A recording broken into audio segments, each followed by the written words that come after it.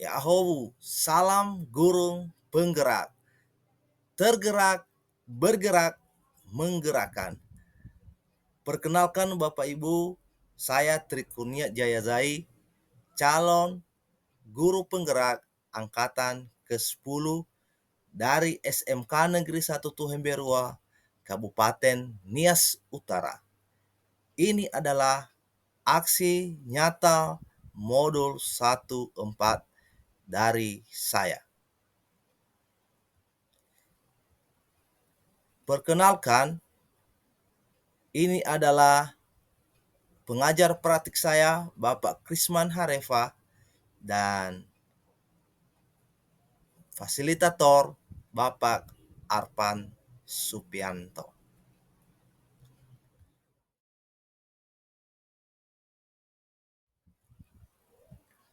Tujuan aksi nyata saya yaitu 1. Menumbuhkan budaya positif di sekolah dengan meyakini nilai-nilai kebajikan universal serta meningkatkan pengetahuan dan pemahaman tentang budaya positif.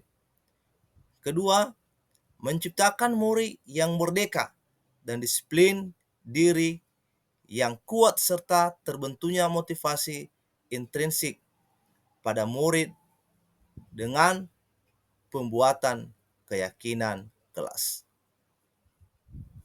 Tolak ukur dalam aksi nyata ini saya adalah 1. Terbentuknya keyakinan kelas melalui kegiatan kesepakatan kelas yang dilakukan wali kelas dan siswa. Kedua, siswa mampu menerapkan dan menjalankan keyakinan kelas yang telah dibuat. Dukungan dari aksi nyata saya ini yaitu kepala sekolah, rekan-rekan guru, wali kelas, murid, guru BK, sarana dan prasarana yang dibutuhkan. Berikut ini merupakan kegiatan diseminasi di sekolah mengenai pemahaman dan pengalaman penerapan budaya positif. Silakan dilihat. Baik, selamat pagi Bapak Ibu semuanya. Selamat pagi. Ya, perkenalkan saya Tri Kurnia Jayazai, calon guru penggerak angkatan yang ke-10 dari SMK Negeri 1 Tuhemberua, Kabupaten Nias Utara. Ya. Nah, pada kesempatan ini saya akan menyampaikan tentang budaya positif. Ya. Sebelumnya saya mempunyai pengajar praktek Pak Cihan Krisman Harefa.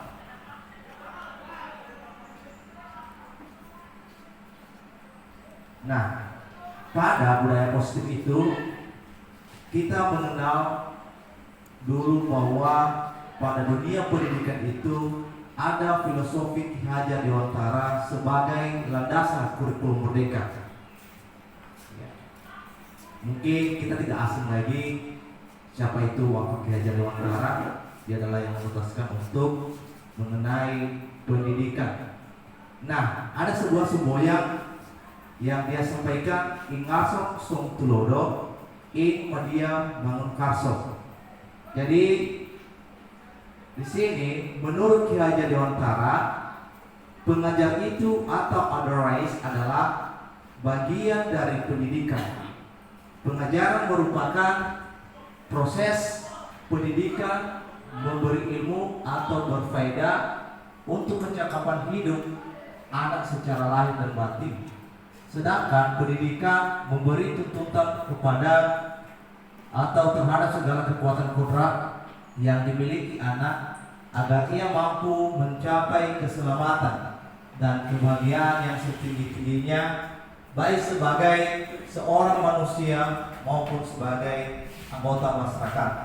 Artinya Bapak Ibu bahwa Ki Hajar Dewantara ini dia menentukan kepada kita bahwa pendidikan itu harus diberikan kepada anak sesuai dengan kodrat. Ya, kenapa sesuai dengan kodrat? Kalau selama ini, kalau kita memberikan sebuah pengajaran kepada anak atau peserta didik kita itu, kita hanya sebatas memberi pelajaran tanpa kita tahu apa itu tujuan dan maksud anak untuk belajar. Ya.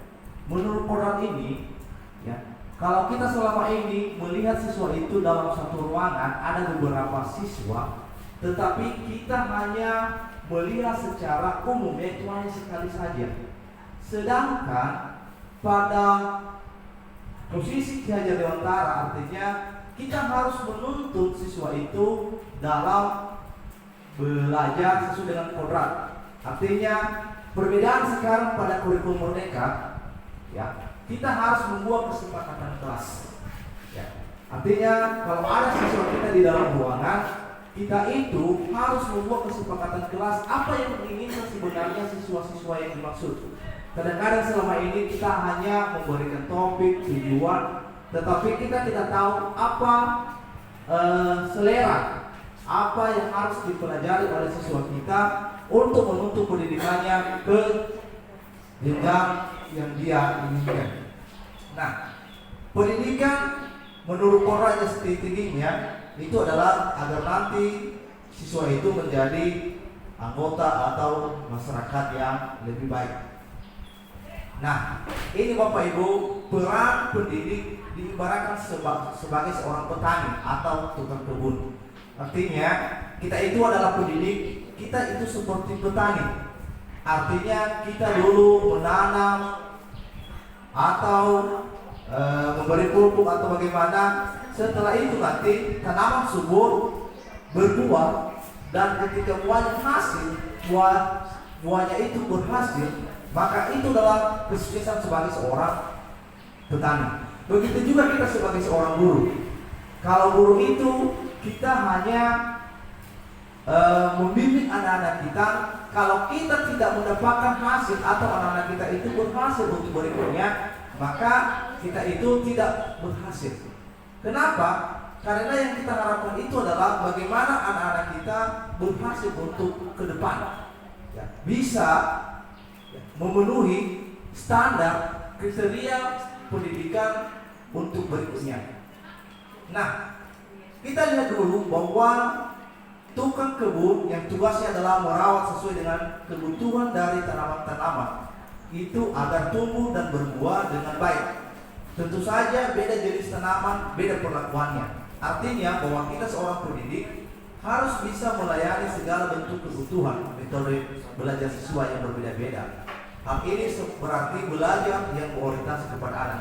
Artinya Bapak Ibu, di sini sebagai sebuah tanaman, ya, tanaman itu adalah beda-beda jenis. Begitu juga dengan siswa kita. Kalau kita lihat siswa kita di dalam ruangan, itu kadang-kadang ada yang bisa, ada yang pintar, ada yang lemah, ada juga pemalu. Dalam beberapa itu kita sebagai seorang tenaga pendidik harus memberikan sesuatu hal yang agar anak-anak itu bisa belajar, bisa mampu berhasil apa yang kita sampaikan kepada mereka. Ya, itu adalah kita diibaratkan sebagai seorang petani. Dan berikutnya, prinsip kepemimpinan sebagai seorang guru. Itu tadi sudah saya katakan, ada ingarso song tulodo. Artinya guru sebagai suri tauladan anak dan siswa. Artinya kita ini adalah sebagai guru harus menjadi teladan kita, menjadi contoh panutan kepada anak-anak kita. Sehingga kalau siswa itu berada di dalam ruangan, mereka rindu atas kehadiran kita di dalam ruangan. Bukan sebaliknya. Kadang-kadang itu siswa itu, kalau saya selama ini siswa itu ada di dalam ruangan, ya, benci dia kalau guru itu datang. Itu sudah terbalik. Tetapi yang dituntut di sini adalah ketika kita tidak ada atau tidak ada keberadaan kita di dalam lingkungan sekolah, maka siswa itu rindu atas kehadiran kita. Kemudian yang kedua adalah ada Ilmadia Manukarso yang di tengah memberi semangat atau ide-ide yang mendukung. Artinya ketika kita ada di tengah-tengah siswa kita, ya, kita harus melihat bagaimana supaya mereka itu bermotivasi atau semangat untuk supaya mendapatkan ide yang mendukung. Yang idenya itu bagaimana cara kita supaya memotivasi anak-anak kita untuk berikutnya. Dan yang ketiga adalah ada Tuhan yang dayani yang di belakang memberikan motivasi. Artinya kita juga ada berada di belakang, yaitu memotivasi kita, dorong mereka. Sebenarnya apa cita-cita kalian nak? Ya. Ketika dia sudah menyampaikan cita-cita, bagaimana cara mencapainya? Itulah tujuan kita. Kita dorong, silakan. Ya, capailah cita-citamu setinggi lagi. Artinya silakan lakukan dia. Setelah itu, ya, apa hal-hal yang menjadi hambatan dipecahkan secara bersama-sama. Nah, Bapak Ibu, itu guru harus dapat memberi kebebasan kepada anak untuk mengembangkan ide. Artinya memberikan kebebasan kepada anak ini. Kadang-kadang Bapak Ibu, siswa itu kan sebenarnya butuh kebebasan untuk mengembangkan ide atau aktivitasnya atau bakatnya. Kalau selama ini siswa itu kan ada butuh perhatian kepada kita, ya. Ada siswa kita yang sebenarnya tidak tahu matematika tetapi dia pintar IPA. Ada siswa kita yang tidak tahu belajar bahasa Inggris tetapi dia pintar belajar bahasa Indonesia. Ada yang tidak tahu komputer tetapi dia tahu kepada alat kendaraan ringan atau mesin. Sehingga hal semacam itulah yang harus kita jangkau atau yang gali kepada siswa kita. Kemudian berpikir kreatif, ya, berpikir kreatif, ya, yaitu siswa kita itu bagaimana supaya apa yang mereka pikirkan itu bisa mereka saring, ya, bisa membedakan mana yang baik dan mana yang tidak baik, dan bisa juga memberikan sesuatu atau menciptakan sesuatu untuk bisa mereka kembangkan. Ada juga mengembangkan bakat atau minat, ya, bakat itu seperti olahraga. Ada siswa kita kan yang hobinya voli, ada juga yang hobinya main bola kaki, dan ada juga anak kita yang minatnya itu ada sebagai penyanyi. Yaitu bagaimana supaya kita itu mengarahkan siswa-siswa kita yang dimaksud. Kemudian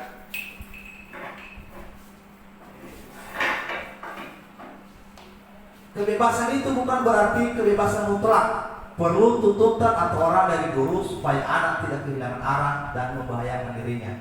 Ya, mungkin pada sekarang anak-anak itu ada yang dikatakan kan kurikulum merdeka. Artinya kalau mereka itu merdeka, bebas melakukan apa saja. Sebenarnya tidak, Bapak Ibu. Kebebasan itu yang diberikan kepada mereka itu adalah bagaimana supaya anak-anak ini tidak kehilangan arah. Ya. Apa kehilangan arah, ya Bapak Ibu? Contohnya, kalau seandainya siswa kita itu tidak bisa melaksanakan sesuatu hal, ya, bagaimana supaya dia tidak kehilangan arah? Kehilangan arah yang dimaksud adalah bagaimana supaya anak-anak kita itu tidak lari pada tujuan yang sebenarnya dia datang ke sekolah. Ya. Kemudian dan membahayakan dirinya, ya. Membahayakan dirinya maksudnya di sini Bapak Ibu, kalau anak-anak sekarang itu kalau sudah bebas berarti dia bisa melakukan apa saja, bisa melakukan kejahatan, bisa melakukan narkoba lah, bisa melakukan pergaulan bebas atau apa saja lah yang menyangkut terhadap hal-hal yang negatif. Sebenarnya Bapak Ibu itu tidak bisa, ya. Kita harus supaya anak-anak itu supaya jangan kehilangan arah dan membahayakan dirinya. Nah, ini Bapak Ibu, Merdeka Belajar menurut Ki Hajar Dewantara adalah pendidikan bertujuan untuk menuntun segala kodrat yang ada pada anak-anak agar mereka dapat mencapai keselamatan kebahagiaan yang setinggi-tingginya. Pendidikan itu hanya dapat menuntut tumbuh atau hidupnya kekuatan kodrat yang ada pada anak-anak agar dapat memperbaiki lakunya atau hidup dan tumbuh kekuatan kodrat alam. Ya, Jadi ini Bapak Ibu, tujuan pendidikan itu menurut Ki Haji Abdul Dewantara. Nah, kodrat alam, ya, menurut Ki Haji Dewantara, anak-anak itu harus dituntut dengan kodrat alam. Apa itu kodrat alam? Berkaitan dengan sifat dan bentuk lingkungan. Ya, berarti alam itu ketika ada anak-anak itu berada di lingkungan sekolah, bagaimana sifat mereka? Ketika berada di lingkungan masyarakat, bagaimana kehidupan mereka? Begitu juga dengan di lingkungan keluarga. Sedangkan kodrat zaman berkaitan dengan isi dan irama. Artinya bahwa setiap anak sudah membawa sifat atau karakternya masing-masing. Jadi sebagai guru kita tidak bisa menghapus sifat dasar tadi. Yang bisa dilakukan adalah menunjukkan dan membimbing mereka agar muncul sifat-sifat baiknya sehingga menutupi menggabungkan sifat-sifat jeleknya. Artinya apa? Ketika anak-anak itu ada merasa bersalah, ada yang kekurangan, bagaimana supaya kita menutupi kesalahan mereka itu? Ya, bagaimana cara kita supaya anak-anak itu sifat-sifat jeleknya itu terkikiskan sehingga dia bisa mendapatkan sifat-sifat yang baik. Kemudian Bapak Ibu ada tentang kodrat zaman. Ya, kodrat zaman bisa diartikan bahwa kita sebagai guru harus membekali keterampilan pada siswa sesuai zamannya agar mereka bisa hidup, berkarya dan menyesuaikan diri. Dalam konteks pembelajaran sekarang yang kita harus bekali siswa adalah kecakapan abad 21. Apa itu kecakapan abad 21 Bapak Ibu? Yaitu mengenai perkembangan teknologi. Kalau sekarang ini yang lebih penting itu adalah teknologi, penggunaan komputer lah, teknologi, handphone dan lain sebagainya.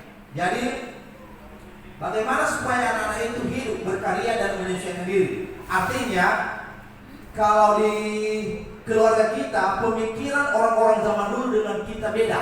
Ya, kalau zaman dulu itu pikirannya yang mereka pikirkan adalah tak usah disekolahkan perempuan. Itu nanti dibawa suaminya, lebih baik laki-laki. Itu pemikiran zaman dulu. Tetapi pemikiran zaman sekarang kepada orang tua sekarang adalah mereka berupaya tidak ada, ya, there is no difference, tidak ada perbedaan antara laki-laki dan perempuan. Makanya sekarang siswa laki-laki, siswa perempuan mereka itu harus bersekolah, ya, bersekolah menuntut pendidikan agar kedepannya itu bisa berjalan dengan baik. Nah, Bapak Ibu, Ki Haji Dewantara menjelaskan bahwa dasar pendidikan anak berhubungan dengan kodrat alam dan kodrat zaman. Nah, menurut lagi Bapak Ki Haji Dewantara, mendidik dan mengajar adalah proses memanusiakan manusia, sehingga harus memerdekakan manusia dan segala aspek kehidupan, baik secara fisik, mental, jasmani dan rohani.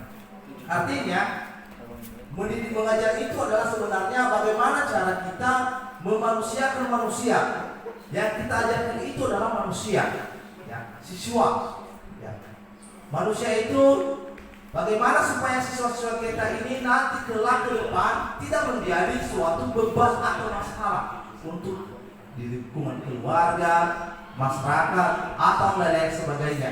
Tetapi siswa ini nanti bisa menjadi manusia yang berguna, ya, yang berguna kepada keluarganya atau kepada lingkungan di mana dia pun berada.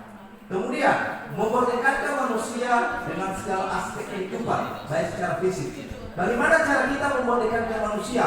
Mereka itu harus dibebaskan, memerdekakannya. Artinya mereka bebas dengan cara, yaitu bagaimana supaya mereka itu bebas dengan secara fisik. Ya, artinya tidak terikat. Bagaimana mental tidak kaku atau tidak dikuku. Kemudian jasmaninya bagaimana? Kegiatannya, ya, badannya dan imannya juga kepada Tuhan Yang Maha Kuasa. Nah, ini Bapak Ibu budaya positif itu. Budaya positif merupakan perwujudan dari nilai-nilai atau keyakinan universal yang diterapkan di sekolah. Apa nilai-nilai atau keyakinan kita yang kita anggap bisa kita terapkan di sekolah. Ya, nilai-nilai kebajikan universal, artinya nilai-nilai yang harus kita gunakan di sekolah dengan sifat-sifat positif yang merupakan tujuan mulia yang dicapai individu. Contohnya apa? Sifat-sifat budaya positif adalah toleransi, rasa hormat, integritas, mandiri, menghargai, antusias, empati, pengetahuan, kreativitas, kerjasama, percaya diri, dan lain-lain sebagainya. Ini semuanya adalah salah satu adalah bagian dari budaya positif. Artinya, kalau namanya budaya positif itu tidak ada negatifnya, tidak dianjurkan untuk mencuri atau bagaimana, ya seperti itu. Nah, ini dia nilai-nilai kebajikan bangsa Indonesia yang tercermin dalam profil pelajar Pancasila. Nah, apa itu profil pelajar Pancasila? Yang pertama adalah beriman bertakwa kepada Tuhan Yang Maha Esa. Ya, artinya kalau siswa itu beriman, bergereja, mempunyai agama, itu adalah sudah merupakan profil pelajar Pancasila. Yang kedua, kebinekaan global. Ya, kebinekaan global itu adalah bagaimana siswa itu tidak ada membeda-bedakan, tetap hanya satu. Ya. Kemudian mandiri. Ya, mandiri itu adalah dia bisa mengembangkan dirinya dengan pribadi sendiri. Ya. Kemudian bergotong royong, ya saling membantu. Ya, kadang-kadang itu kan kita itu kalau kita sudah melihat ada sesuatu pekerjaan yang bikin bantuan kita tidak membantu. Artinya bergotong royong adalah bagaimana supaya siswa-siswa kita itu bagaimana supaya bisa hidup bergotong royong, supaya bisa belajar atau bisa berkehidupan bersama dengan teman-teman atau masyarakat lainnya. Bernalar kritis. Ya, kalau bernalar kritis itu adalah tidak sembarangan menyampaikan sesuatu hal. Ya, berarti dia memikirkan bahwa apa yang dia sampaikan itu dia sudah pikirkan sebelumnya. Itu adalah bernalar kritis. Kreatif, ya, bisa menciptakan sesuatu yang bisa berguna kepada pribadinya. Kemudian, Bapak Ibu, unsur utama budaya positif. Yang pertama adalah disiplin positif. Apa itu disiplin positif? Yaitu merupakan pendekatan mendidik anak untuk melakukan kontrol diri dan pembentukan kepercayaan diri. Ya, itu dia disiplin positif, pendekatan mendidik anak untuk melakukan kontrol diri dan pembentukan kepercayaan diri. Artinya bagaimana supaya kita melakukan pendekatan kepada anak melalui kontrol diri. Ya, artinya kontrol diri itu ya kita mengarahkan anak-anak dengan bagaimana supaya mereka itu bisa untuk berpikir atau bisa melakukan kegiatan belajarnya dengan percaya diri. Disiplin berbeda sama sekali dengan hukuman. Meskipun disiplin sering diterapkan dengan menggunakan teknik hukuman. Nah, disiplin dengan hukuman adalah satu bahasa yang berbeda atau kata yang berbeda. Kalau disiplin itu, ya, misalnya pada pagi hari, ya kita datang ke sekolah jam 7.30, sebelum itu kita sudah datang. Berarti kalau kita sudah datang, berarti kita itu sudah namanya disiplin. Kemudian, kalau kita sudah berada di lingkungan sekolah, ya kita tidak melakukan sesuatu yang merugikan kegiatan belajar atau mengajar. Sedangkan hukuman, ya hukuman ini, ya, contohnya anak-anak kita terlambat, ya, kita memberikan hukuman. Apa itu hukumannya? Ya, hukumannya adalah contohnya kalau mereka terlambat kita kasih berdiri atau memungut sampah. Sebenarnya Bapak Ibu pada saat sekarang dilarang memberikan hukuman kepada siswa dalam bentuk fisik. Ya, dilarang. Ya. Kenapa? Karena anak-anak itu datang ke sekolah yaitu untuk belajar, bukan untuk dihukum. Ya. Itulah perdebatan sekarang. Kenapa siswa ini seperti ini? Kalau kita melakukan ini, kita dihajar. Ya, kalau kita melakukan ini ada pengaduan. Ya, yang sebenarnya kita harus melakukan itu ya sesuai dengan tingkat kesalahannya. Misalnya, kalau siswa itu contohnya rambutnya panjang, ya kita melakukan pendekatan dengan berbicara kepada dia secara baik-baik. Artinya apa? Nak, rambutmu sudah panjang, apa yang harus kamu lakukan? Sadarkah kamu bahwa melanggar itu disiplin sekolah? Ya. Berarti ketika kita sudah menyampaikan itu, berarti kalau anak-anak itu sudah melakukan atau melaksanakan, maka itu dia sudah akan disiplin. Kemudian budaya positif diawali dengan perubahan paradigma tentang teori kontrol.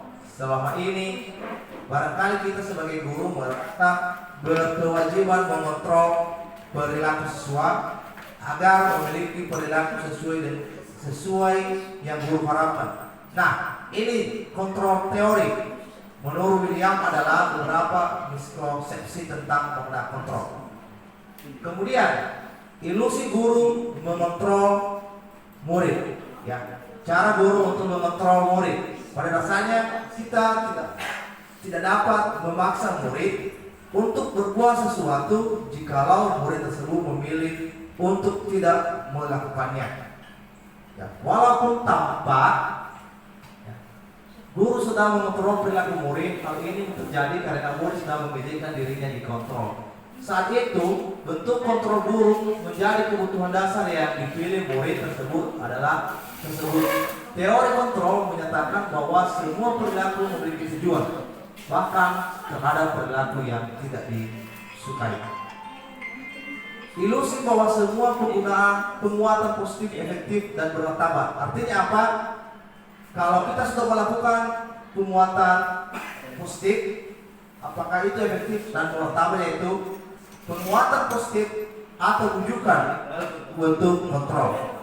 Segala usaha yang mempengaruhi murid agar mengulangi suatu perilaku tertentu adalah suatu usaha untuk mengontrol murid tersebut dalam jangka waktu tertentu. Kemungkinan murid tersebut akan menyadari dan mencoba untuk menolak rujukan kita, atau bisa jadi murid tersebut menjadi tergantung pada pendapat sang guru. Nah, ini di atas Bapak Ibu, kalau seandainya penguatan positif efektif, artinya kita itu bisa mengontrol murid, ya. Itu kemungkinan murid tersebut akan menyadarinya.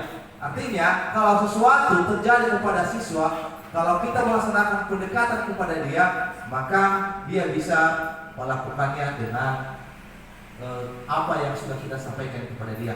Ya, dia tidak menolak rujukan kita. Ya, jadi murid tersebut bisa tergantung kepada pendapat sang guru untuk berusaha. Lanjut Bapak Ibu, ilusi bahwa kritik dan membuat orang merasa bersalah dapat menguatkan karakter. Ya, menggunakan kritik atau rasa bersalah untuk mengontrol murid menuju pada identitas gagal. Ya, kalau kita menggunakan kritik atau rasa bersalah untuk mengontrol murid menuju pada identitas gagal, mereka belajar untuk merasa buruk tentang diri mereka. Mereka mengembangkan dialog diri yang negatif. Kadang-kadang sulit bagi guru untuk mengidentifikasi bahwa mereka sedang melakukan perilaku ini, karena seringkali guru cukup menggunakan suara halus untuk menyampaikan pesan negatif. Artinya Bapak Ibu, kalau kita melihat siswa kita itu merasa bersalah, ya, pada zaman sekarang ini tidak boleh disampaikan dengan pesan negatif. Ya. Pesan negatif itu apa? Contohnya, ya, anak itu bersalah. Ya. Ketika dia bersalah, kita mau menyampaikan kepada dia, kamu ini seperti bapakmu. Sebenarnya itu adalah salah. Ya.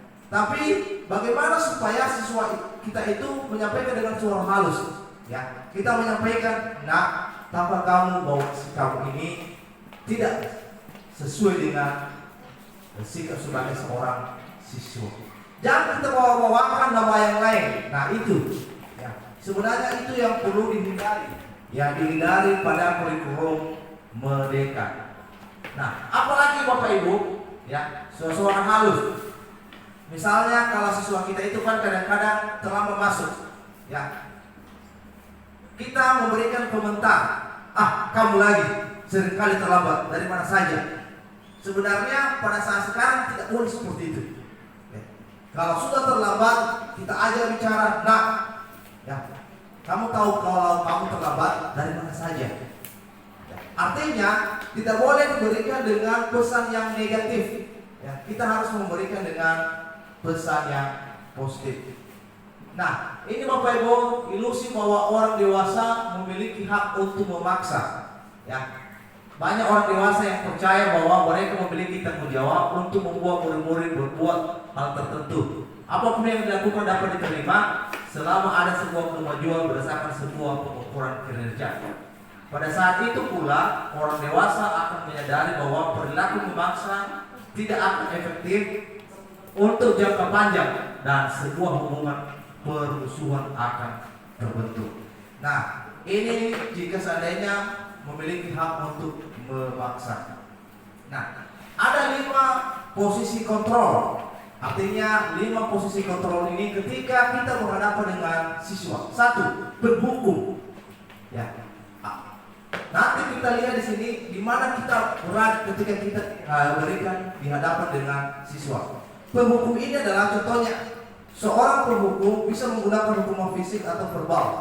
Orang-orang yang menjalankan posisi penghukum senantiasa mengatakan sekolah memerlukan sistem atau alat yang dapat menekan murid-murid lebih dalam lagi. Guru-guru menerapkan posisi penghukum akan berkata, patuhi aturan saya atau awas. Nah, penghukum ini sering-sering kita gunakan apabila siswa kita berada dalam tidak disiplin kepada kita. Ya, misalnya kita sedang mengajar, tiba-tiba siswa itu membuat kesalahan atau tertawa. Ya, kita hanya mengatakan, kau lagi, jangan keluarkan mulutmu, jangan keluarkan suaramu. Sebenarnya itu hal yang seperti itu adalah kita sebagai seorang penghukum. Ya. Atau sering kita selalu menyalahkan siswa. Dan guru seperti ini senantiasa percaya hanya ada satu cara agar pembelajaran bisa berhasil, yaitu cara dia. Ya, artinya dia tidak menerima pembaruan dari yang lain. Kemudian Bapak Ibu, apa hasil dari penghukum? Hasilnya adalah kemungkinan murid marah dan mendendam dan bersifat agresif. Bisa jadi sesudah kembali duduk, murid tersebut akan mencoret-coret bukunya atau meja tulisnya. Lebih buruk lagi, sepulang sekolah, murid melihat motor atau mobil Bapak Ibu guru akan menggores kendaraan tersebut dengan paku. Nah, ini sifat-sifat penghukum. Artinya apa? Kemungkinan kalau kita bersifat penghukum, siswa itu dendam kepada kita. Apa yang kalau dia dendam? Pasti otomatis kalau kita punya sepeda motor dikempeskan atau ambil peta spion, sudah pernah yang terjadi sama kita.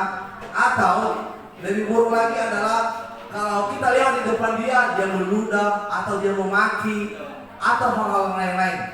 Jadi itulah hasil dari sebagai seorang penghukum. Nah, yang kedua adalah membuat merasa bersalah. Ya. Pada posisi ini biasanya guru akan bersuara lebih lembut. Membuat rasa bersalah akan menggunakan keheningan yang membuat orang lain merasa tidak nyaman, bersalah atau rendah diri. Kata-kata keluar dengan lembut akan seperti ini. Nah, biasanya pembuat merasa bersalah ini guru-guru agama, guru BK. Ya. Enak. Belum ke gereja kamu kemarin ya. Ya, gimana? Senang? Artinya dia memberikan suatu komentar supaya siswa itu merasa bersalah. Contohnya apa? Ibu sangat kecewa sekali dengan kamu. Ya, artinya kalau ada siswa kita, dia sedikit ada yang kita tidak sukai, ibu sangat kecewa sekali juga dengan kamu. Atau beberapa kali bapak harus memberitahu kamu, ya, bahwa aku rasa gereja. Ya. Kemudian gimana? Coba kalau orang tuamu, kamu tahu kamu berbuat begini, ya. Ini kalau orang anak-anak yang bandel, atau ada tadi yang ingin untuk supaya jati dirinya nampak, yang menampakkan jati diri, ya. Kemudian di posisi ini murid akan memiliki penilaian diri yang buruk tentang diri mereka. Murid merasa tidak berharga dan telah mengecewakan orang-orang yang disayangi. Artinya apa? Di sini Bapak Ibu, si siswa-siswa itu yang merasa bahwa sebenarnya saya saya bersalah. Saya tidak melakukan ini lagi. Saya sedang menyakiti perasaan mereka. Ya, itu. Nah, apa hasil dari pembuat merasa bersalah? Yaitu murid akan merasa bersalah telah mengecewakan ibu atau bapak gurunya. Murid akan merasa menjadi orang yang gagal dan tidak sanggup membahagiakan orang lain. Kadangkala sikap seperti itu lebih berbahaya dari sikap penghukum, karena emosi akan tertanam rapat di dalam. Murid menahan perasaan, tidak seperti murid dengan guru penghukum, di mana murid bisa melupakan amarahnya walaupun dengan cara negatif.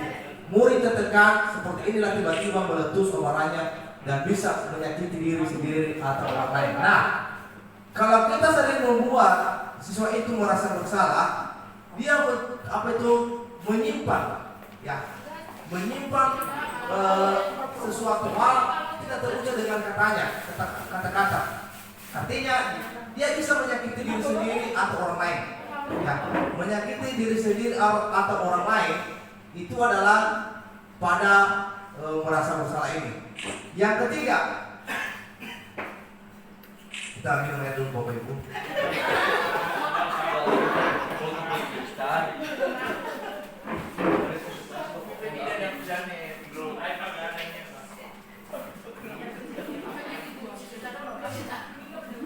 Posisi kontrol yang ketiga adalah kita sebagai teman. Ya, bagaimana ketika kita siswa itu menganggap bahwa kita itu adalah sebagai temannya. Guru pada posisi ini tidak akan menyakiti murid, namun akan tetap berupaya mengontrol murid melalui persuasif, ya, melalui pendekatan. Ya. Posisi teman pada guru bisa negatif atau positif. Posisi di sini berupa hubungan baik yang terjadi antara guru dan murid. Guru di posisi teman menggunakan hubungan baik dan humor mempengaruhi seseorang. Mereka akan berkata, ayolah bantulah demi Bapak, ya. Nah, artinya apa di sini Bapak Ibu? Kalau kita ada posisi teman kepada seorang murid, ya, artinya mereka ini adalah menganggap kita sebagai teman. Kalau ada masalah mereka bisa mereka ceritakan. Kalau seandainya perempuan ada masalahnya, dia ceritakan kepada guru perempuan, Bu, ini saya lagi ada masalah, sedang putus cinta contohnya, ya. Artinya mereka menganggap bahwa guru itu adalah sebagai teman, bercerita. Mereka meluangkan sesuatu perasaan mereka itu dengan Bapak Ibu guru, ya. Begitu juga dengan yang lain, ya. Artinya apa di sini? Ketika kita berada sebagai teman, siswa ini tidak merasa ada jarak antara guru dengan siswa. Ya. Jadi jangan juga disalahartikan Bapak Ibu, ya. Ya. Ini kalau menjadi teman ini bisa seenaknya juga, enggak. Tetapi kita harus ada batas-batasnya antara guru dan siswa. Tapi pada penilaian murid itu bahwa selain dari guru, kita adalah sebagai teman mereka. Nah, apa hasil dari kalau seandainya posisi kontrol teman? Ya, murid akan merasa senang akrab dengan guru, sudah pasti. Ya, ada besti. Contohnya kemarin kan ketika ada guru pengajar praktik saya, ada siswa yang mantan-mantan siswa, Pak, ya, berfoto kita dulu Pak, ya. Udah lama kita ketemu, contohnya, ya. Kemudian ini termasuk dampak positif. Hanya saja di sisi negatif, murid menjadi tergantung kepada guru tersebut. Bila ada masalah, dia merasa bisa mengandalkan guru tersebut. Ya, mengandalkan guru tersebut. Dulu, maaf Bapak Ibu. Mengandalkan guru tersebut untuk membantu tentunya akibatnya lain dari posisi teman, ya, hanya akan berbuat sesuatu bila yang menyuruh adalah guru tersebut, belum tentu berlaku kepada sama orang dengan guru atau yang lain. Artinya apa? Ketergantungan murid kepada guru tersebut. Ya, artinya kalau ada sesuatu hal yang disampaikan kepada dia, kalau dia merasa tidak berkenan, berarti dia hanya memilih. Tapi kalau guru ini yang menyampaikan kepada dia, berarti dia melaksanakan. Itu namanya di sini tadi, ya, hanya mengandalkan guru tersebut. Ya, kalau seandainya untuk guru itu yang menyuruh.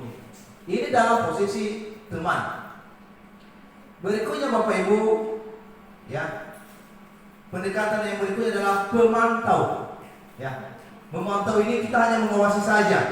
Pada saat kita mengawasi, kita bertanggung jawab atas perilaku orang-orang yang kita awasi. Posisi pemantau berdasarkan pada peraturan-peraturan atau konsekuensi dengan menggunakan sanksi atau konsekuensi. Kita dapat memisahkan hubungan pribadi kita dengan murid sebagai seorang yang menjalankan posisi pemantau. Pertanyaan yang diajukan oleh seorang pemantau. Artinya pemantau ini contohnya, kalau anak-anak kita datang ke sekolah, misalnya kita suruh mereka untuk mengumpulkan sampah, ya kita hanya memantau saja, ya, bersifat memantau. Atau ada anak-anak yang sedang ribut di sana, kita hanya memantau saja, ya, kita hanya memantau, ya. Jadi ini apa kata-katanya di sini? Peraturannya apa? Apa yang telah kamu lakukan? Sanksi atau konsekuensinya apa? Artinya seorang pemantau sangat mengandalkan perhitungan atau catatan data yang dapat digunakan sebagai bukti atas perilaku seseorang. Posisi ini akan menggunakan stiker, slip catatan, daftar cek. Posisi pemantau sendiri berawal dari teori stimulus respon yang menunjukkan tanggung jawab guru dalam mengontrol murid. Artinya apa? Kalau pemantau ini ada siswa yang bermasalah, catat. Tidak disampaikan. Ada siswa yang sedikit tidak melaksanakan di sekolah, catat. Itu adalah bersifat pemantau. Yang artinya dia bisa menyelesaikan nanti kalau sudah terkumpul semua. Itu dalam posisi pemantau. Nah, apa hasil dari posisi pemantau ini? Murid memahami konsekuensi yang harus dijalankan karena telah melanggar salah satu peraturan sekolah. Guru tidak menunjukkan suatu emosi yang berlebihan, menjadi marah atau membuat merasa bersalah. Murid tetap dibuat untuk tidak nyaman, yaitu dengan harus tinggal di kelas pada waktu jam istirahat dan mengerjakan tugas. Guru tetap harus membantu murid pada saat mengerjakan tugas di jam istirahat karena murid tidak bisa ditinggal seorang diri. Nah, ini adalah hasil dari sebagai seorang pemantau. Nah, apa yang kelima Bapak Ibu? Ya, ini dia sebagai manajer.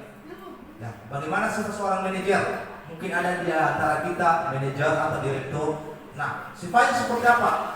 Manajer adalah posisi di mana guru berbuat sesuatu bersama dengan murid, mempersilahkan murid, mempertanggungjawabkan perilakunya, mendukung murid agar dapat menemukan solusi atas permasalahannya sendiri.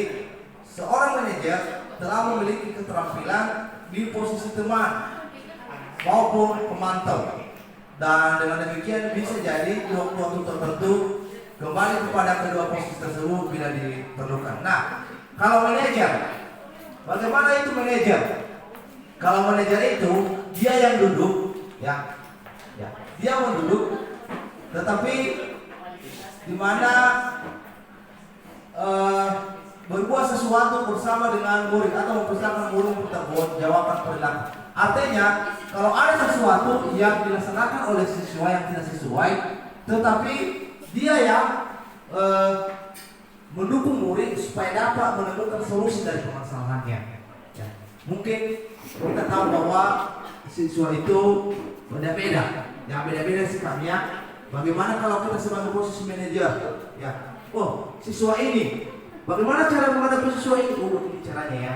Bagaimana siswa menghadapi siswa yang bandel? Oh, seperti ini. Bagaimana yang lembut? Seperti ini. Bagaimana juga yang apa istilahnya itu over? Seperti itu. Jadi bagaimana hal yang seperti itu? Nah, itulah yang dalam posisi manajer. Nah, apa kata-kata yang sering keluar dalam posisi manajer? Apa yang kita yakini? Ya. Apa yang kamu meyakininya? Jika kamu meyakininya, apa kamu bersedia memperbaikinya? Ya. Dan lain sebagainya. Tugas seorang manajer bukan untuk mengatur perilaku seseorang. Kita membimbing murid untuk dapat mengatur dirinya. Seorang manajer bukanlah memisahkan murid dengan kelompoknya, tetapi mengembalikan murid tersebut ke kelompoknya dengan lebih baik dan kuat. Nah, ini kadang-kadang kan murid itu kan ada bentuk-bentuknya. Ada temannya ini, ada temannya ini, ada seperti ini. Tetapi kita itu harus bagaimana supaya siswa ini kembali kepada dia adalah sebagai seorang murid, supaya jangan ada pengelompokan. Nah, seterusnya Bapak Ibu. Nah, apa tujuan akhir dari 5 posisi kontrol ketika kita adalah seorang guru? Yaitu pencapaian posisi manajer. Ya. Di mana di posisi inilah murid dapat menjadi pribadi yang mandiri, merdeka, bertanggung jawab atas segala perilaku sikapnya, yang pada akhirnya dapat menciptakan lingkungan positif, nyaman dan aman. Pada posisi manajer maka suara guru sebaiknya tulus, tidak perlu marah, tidak perlu meninggikan suara, ya. Apalagi menunjuk-nunjuk jari ke murid, tidak boleh, ya. Kadang-kadang itu kan kalau kita emosi kita unjuk kamu, ya. Apalagi kalau jari kita kasih di mukanya, itu sebenarnya Bapak Ibu tidak boleh, ya. Pada kurikulum merdeka tidak boleh. Nah, kemudian berkaca pinggang atau bersikap seolah-olah menyesal tanpa sedih sekali akan perbuatan murid ataupun bersandar gurau menempatkan diri sebagai teman murid. Nah, fokus ada pada murid bukan untuk membahagiakan guru atau orang tua. Murid sudah mengetahui adanya suatu masalah dan sesuatu perlu terjadi. Bila guru mengambil posisi pemantau, guru akan melihat akan konsekuensinya. Apa peraturannya? Namun pada posisi manajer, guru akan mengembalikan tanggung jawab pada murid untuk mencari jalan keluar permasalahannya, tentu dengan bimbingan guru. Artinya Bapak Ibu, pada posisi 5 kontrol tadi, ya, yang sudah saya sampaikan, ya, maka yang paling bagus adalah kita posisinya guru, sebagai guru adalah sebagai manajer. Ya, sebagai manajer itu apa? Ya, kita ya mengembalikan tanggung jawab kepada murid. Artinya, nah sebenarnya kamu ini masih siswa, masih belum apa-apa. Ya, kita memberikan pemahaman kepada mereka bahwa siswa itu masih jauh perjalanannya. Nah, ini dia Bapak Ibu restitusi. Ya, program disiplin positif dengan restitusi. Restitusi ini namanya adalah hukuman. Kalau kurikulum mereka tidak ada bahasa hukuman, namanya adalah apa? Restitusi. Siswa ribut, apa restitusinya? Ya. Tidak boleh ada keluar kata-kata hukuman pada kurikulum merdeka. Restitusi namanya. Ya.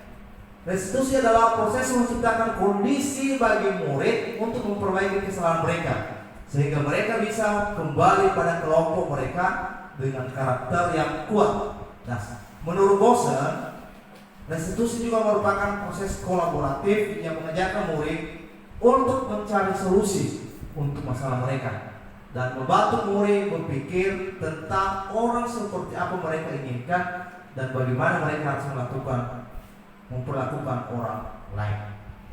Nah, ini dia Bapak Ibu, identitas gagal, identitas sukses, ya. Nah, di situ pada identitas gagal sering melaksanakan hukuman, itu dia. Nah, identitas sukses sering memberi disiplin, konsekuensi dan restitusi. Contohnya di situ adalah sesuatu yang menyakitkan harus terjadi, mesti dikasih hukuman. Ya. Tidak nyaman untuk murid, anak untuk jangka waktu panjang. Korban mendapatkan keadilan, ya. Murid, anak akan tersakiti. Itu adalah identitas gagal. Kalau identitas sukses itu adalah disiplin. Konsekuensinya apa? Sesuatu harus terjadi, restitusi, ya, merupakan pilihan. Ya. Tidak nyaman untuk murid, anak untuk jangka waktu pendek.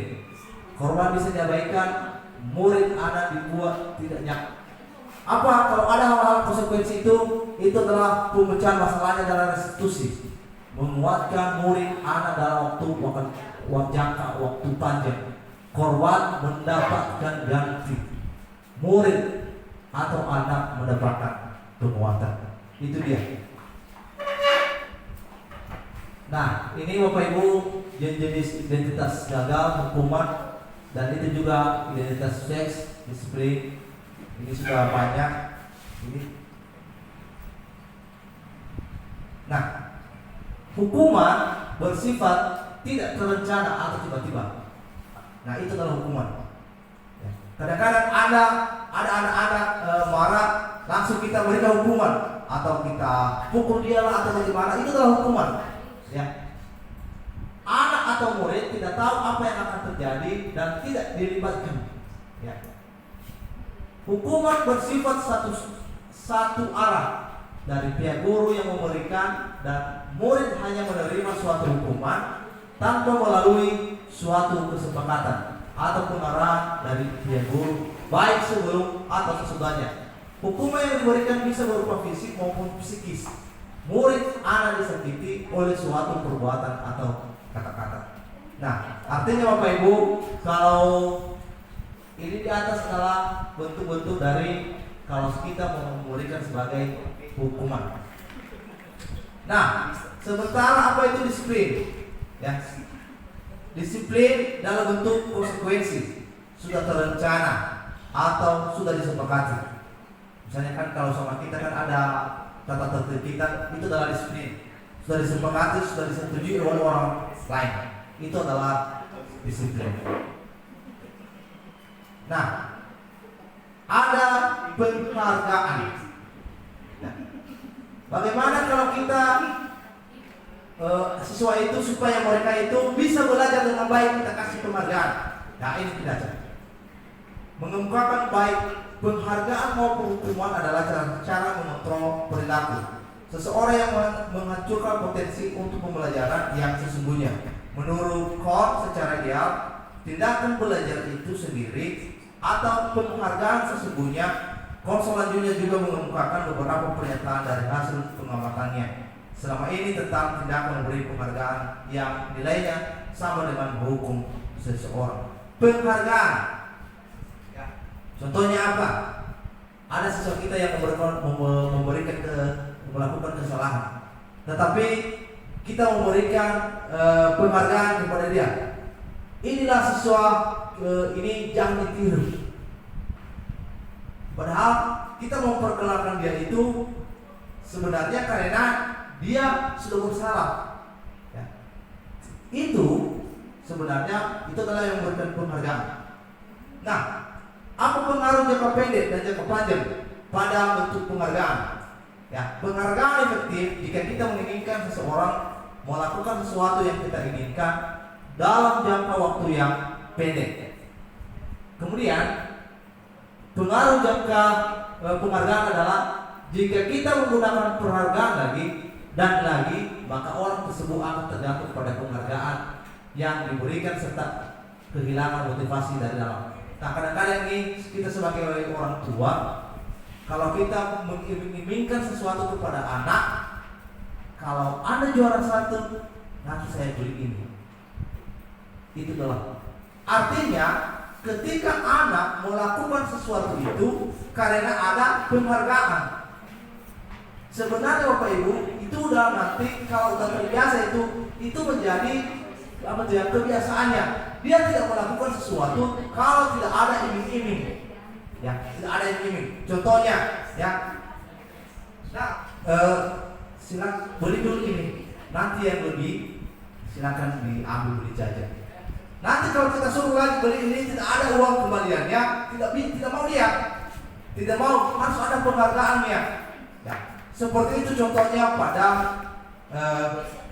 pemberian penghargaan. Kemudian jika kita mendapatkan penghargaan untuk melakukan sesuatu yang baik, maka selain kita senantiasa berharap mendapat penghargaan tersebut lagi, kita pun menjadi tidak menyadari tindakan yang kita lakukan. Penghargaan tidak efektif. Ya, suatu penghargaan adalah suatu benda atau peristiwa yang menginginkan, yang dibuat dengan persyaratan hanya jika Anda melakukan ini maka Anda akan mendapatkan penghargaan yang ini. Artinya apa? Ini penghargaan yang tidak efektif. Ya. Kalau siswa tidak melakukan ini, tidak seperti ini. Ya. Makanya kalau siswa itu, ya, kalau tidak diberikan sesuatu berupa pujian-pujian, dia tidak mau. Itu adalah tidak efektif penghargaannya. Ya. Kemudian, jika saya mengharapkan suatu penghargaan tidak mendapatkannya, maka saya akan kecewa. Ini penghargaan tidak efektif dan berkecil hati, serta kemungkinan lain kali saya tidak akan berusaha sekeras sebelumnya. Ya, ini penyesalan yang terjadi. Kemudian apa seterusnya? Jika kita memberikan seseorang atau suatu penghargaan untuk melakukan sesuatu, maka kita akan harus terus-menerus memberikan penghargaan itu jika kita ingin orang tersebut meneruskan perilaku yang kita inginkan.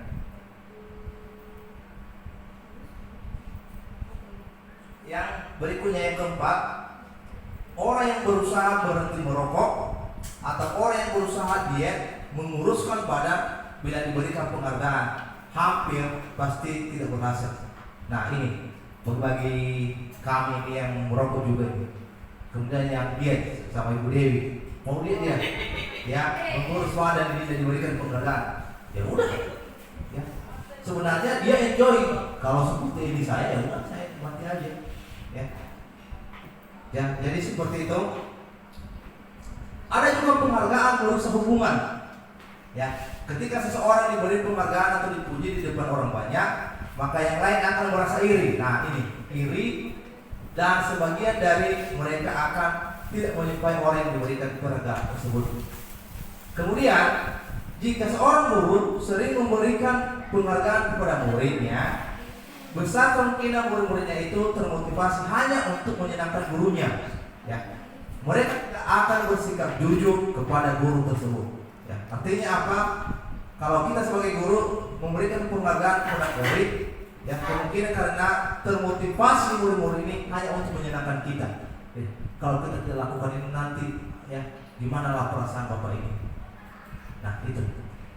Berikutnya, penghargaan yang bersehubungan adalah penghargaan yang menciptakan persaingan di dalam kelas dan persaingan menciptakan kecemasan. Makanya sekarang tidak ada istilah juara. Udah dilarang itu. Kemarin pun saya bertahan, tetapi ketika sudah diarahkan kami, ya tidak boleh ada penghargaan kejuaraan. Ya, itu melanggar HAM. Ya, melanggar ada aturan yang kata mereka. Ya, saya bilang enggak seperti itu. Ya, maksud tidak boleh dibeda-bedakan siswa. Ya. Kalau siswa itu tidak boleh bilang ini pintar, ini bodoh. Kalau kita kasih seperti itu penghargaan itu kita membeda-bedakan siswa. Kita menganggap bahwa siswa itu ada yang berbeda-beda. Ya, makanya kita sebagai guru itu menganggap bahwa siswa itu semua sama.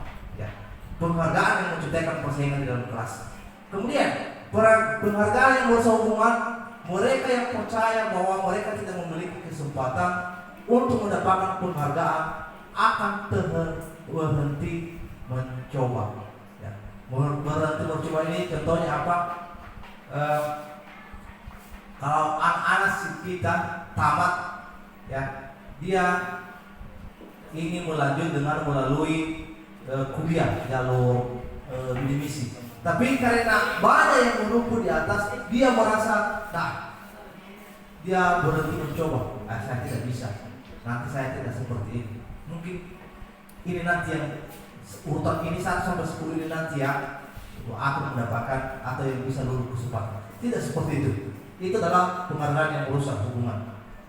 Nah, ini keyakinan kelas. Apa itu keyakinan kelas? Nilai-nilai keselamatan atau kesehatan.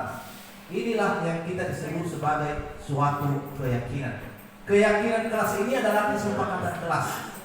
Ya.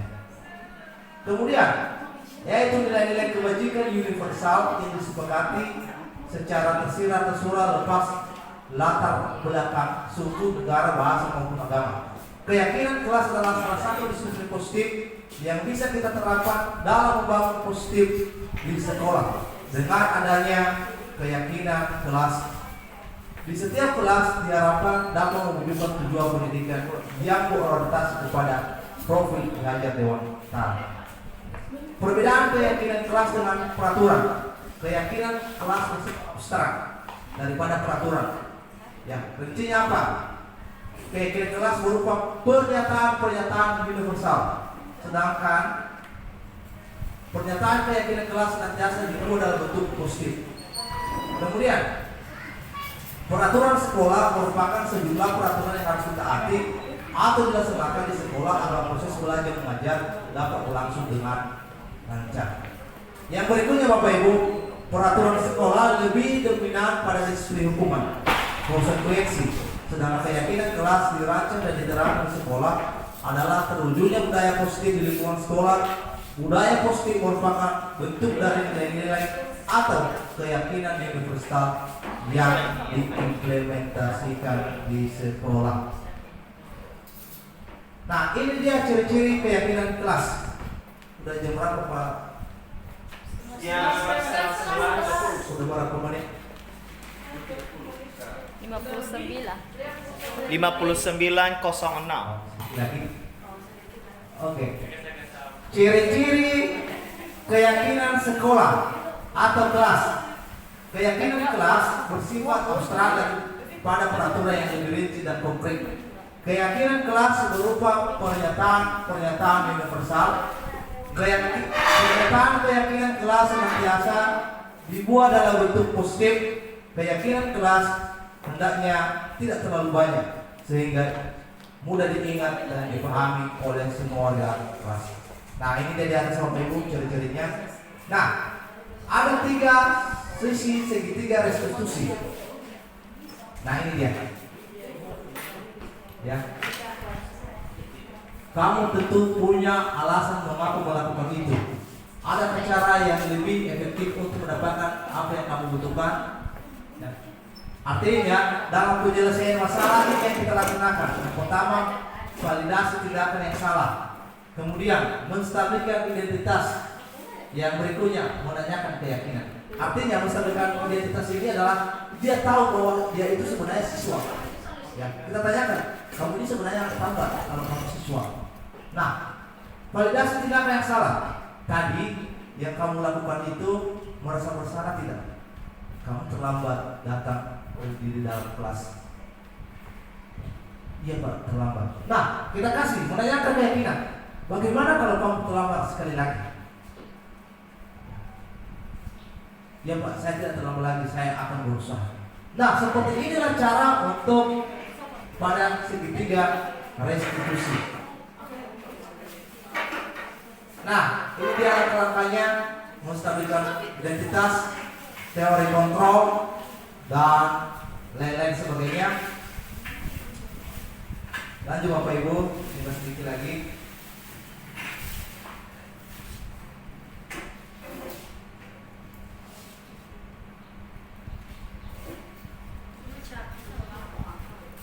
Ini adalah sisi menstabilkan identitas. Lanjut.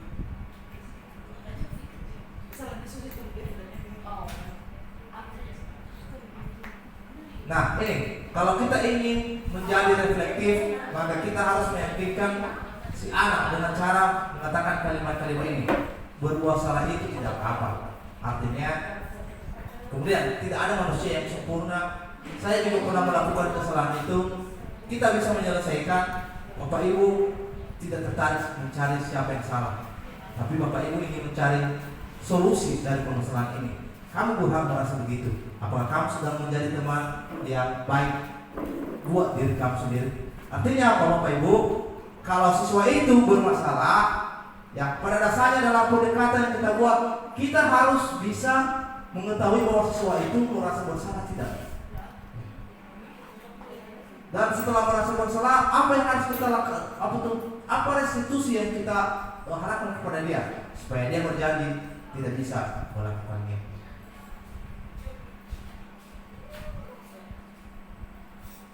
Oke, ini saya lampaui saja ini.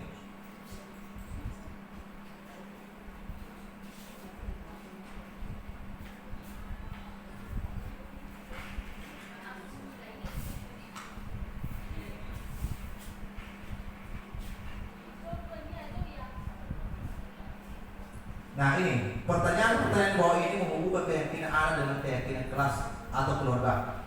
Apa yang kita percaya sebagai apa yang kita percaya sebagai kelas atau keluarga? Apa nilai-nilai umum yang telah kita sepakati? Apa bayangan kita tentang kelas yang ideal? Kamu mau jadi orang seperti apa? Nah, ini dia restitusi tidak menyarankan guru berbicara ke murid. Nah, pada intinya Bapak Ibu, ini sekian dan terima kasih.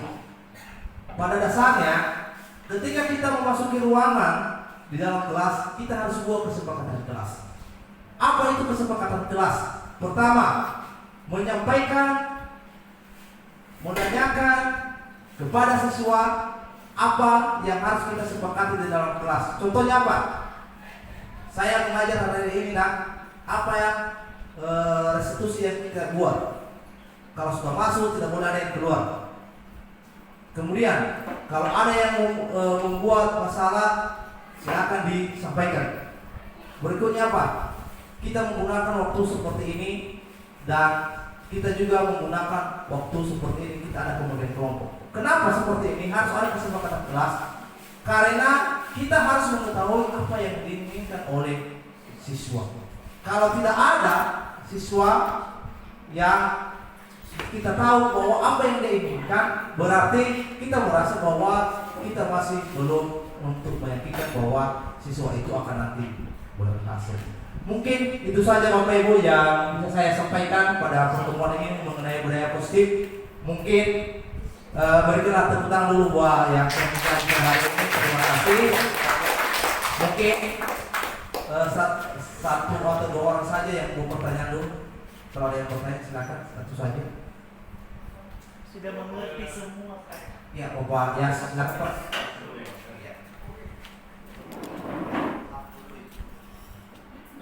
Baik, terima kasih waktu dan kesempatan yang sudah diberikan kepada kami. Dan saya melihat tadi pembahasan dari Bapak dan Bapak tentang bagaimana membuat anak ini semakin baik dan semakin lebih disiplin lagi ke depan. Yang menjadi pertanyaan saya, kita mengajar sekarang ini semakin serba salah ya. Soalnya kita keraskan ada sesuatu salahnya siswa, kita salah juga. Kita buat seperti agak-agak misalnya hukuman seringan-ringan seperti ini, maka buat siswa semakin merajin pulang. Jadi apa yang seharusnya kita lakukan? Bagaimana tindakan kita sebenarnya? Karena saya lihat misalnya pembahasan ini kan mereka yang buat dari sana atau kita hanya mengambil intinya saja. Kalau anak-anak sekolah di kota sana mereka bisa jangkau. Jadi orang-orang yang di sana bagaimana bisa mereka menjangkau kita di desa-desa seperti ini. Jadi kita serba salah jadinya. Kalau kita tidak keraskan, siswa semakin mengabaikan. Dan memang itu hal-hal yang kita lihat setiap hari di sekolah kita, bahkan di sekolah yang lain, apalagi kalau kita di pedesaan seperti itu. Bagaimana tindakan yang seharusnya kita lakukan supaya anak-anak kita ini bisa lebih semangat lagi, dan juga Bapak Ibu guru tidak serba salah untuk mendidik siswa. Terima kasih. Ya, terima kasih atas pertanyaannya. Betul sekali yang disampaikan oleh Pak Yas, bahwa bagaimana yang sebenarnya cara kita menghadapi siswa ini yang tindakan kita memang yang serba salah. Yang serba salah. Kenapa serba salah? Kita dilarang ini, tetapi yang sebenarnya menurut kita seperti ini. Nah, betul itu Bapak Ibu. Hanya saja yang membatasi kita sekarang adalah hak asasi manusia. Artinya apa? Pada dasarnya kita sebagai pendidik itu diwajibkan memang kita itu harus sabar. Sabarnya seperti apa? Menghadapi siswa itu bukan menghadapi benda mati, karena siswa itu adalah benda hidup. Ya. Makanya tadi disampaikan di situ ada beberapa pendekatan. Ya. Apalagi menghujung siswa sekarang dilarang. Ya. Nah, cara kita di situ adalah yang pertama adalah kita harus sabar. Ya. Sabarnya seperti apa? Kalau ada masalah siswa, kita dulu sabar menghadapinya, melihatnya dulu. Yang berikutnya apa? Yang keduanya adalah ya, kita memanggil siswa dengan menggunakan segitiga restitusi. Apa itu segitiga restitusi? Ya, kita dulu tahu apa masalahnya. Setelah itu apa?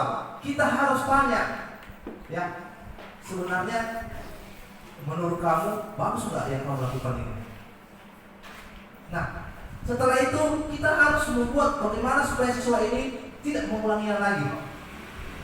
Ya. Seperti itu tindakannya. Artinya, contohnya apa? Ada yang berkelahi. Ya, biasa itu tawuran berkelahi. Tapi kita panggil dulu mereka, kita kenal. Kenapa sih sebenarnya yang berkelahi? Apa sih keuntungan kalian berkelahi ini? Ya. Setelah kamu tinju dia, setelah memarah kepalanya, apa keuntunganmu? Ya, di sini kan anak-anak mulai begini gara-gara ini. Nah, setelah kita dapat hasil yang seperti itu, maka kita membuat dia bagaimana supaya tidak mengulanginya lagi. Walaupun nanti diulanginya, kita buat dulu caranya seperti itu. Ya, bagaimana caranya? Ya, kita ajak dia dengan cara apa? Apakah kita bawa dia ke BK dulu? Mungkin dia melakukan itu tadi karena melakukan emosi atau karena ada masalahnya di rumah atau bagaimana. Nah, setelah itu yang harus kita ketika siswa itu bermasalah, maka kita menggunakan segitiga restitusi, yaitu kita harus melihat atau kita harus memberikan pemahaman dan siswa itu harus menyadari bahwa yang dia lakukan itu tidak baik. Harus seperti itu. Jadi itulah langkah-langkahnya Pak Yas yang harus kita laksanakan. Ya. Walaupun emosi kita, ya udah kita tahan saja. Mungkin itu saja, gimana? Udah pas ya. Oke, demikian saja apa yang saya sampaikan pada kesempatan ini, dan mungkin lain kali akan kita lanjutkan. Dan saya akhiri, saya tutup. Selamat siang. Yaum.